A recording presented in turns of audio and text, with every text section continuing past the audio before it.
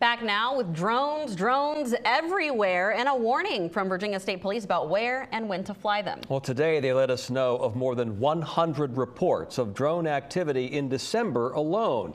It's not just New York and New Jersey. Tonight, some reminders about the law when it comes to flying objects that seem to be causing a lot of concern.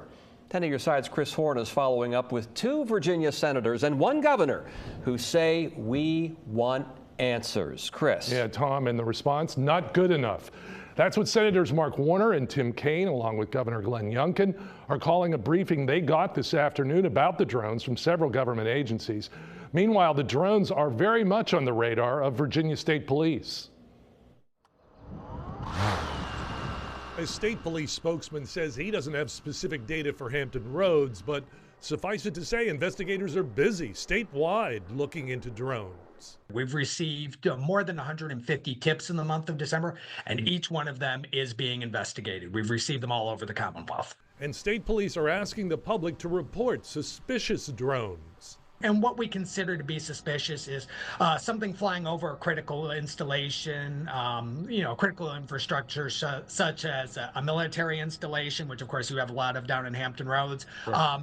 Energy sites, things along that line. Senator Mark Warner chairs the Senate Intelligence Committee and told us earlier this week about his outrage over a lack of information. He believes that nearly all of the sightings are either duly registered drones or commercial aircraft, but says the Pentagon has to come up with some answers. I'm not going to call it a full panic, but at least you've got folks, understandably concerned, and not to kind of be more forward-leaning is totally unacceptable. Several of the sightings have been after dark. That raises questions and the eyebrows of Stacey Pettijohn. She's a strategist who looks at the impact of drones as they relate to national security.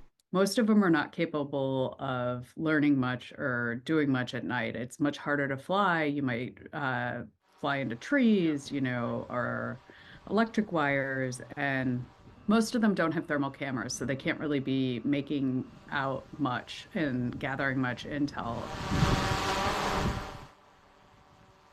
And we have the full joint statement from Warner, Kaine, and Youngkin about how this briefing fell short this afternoon on wavy.com, detailing their disgust with the response from the Pentagon, Homeland Security, Justice, and the FBI.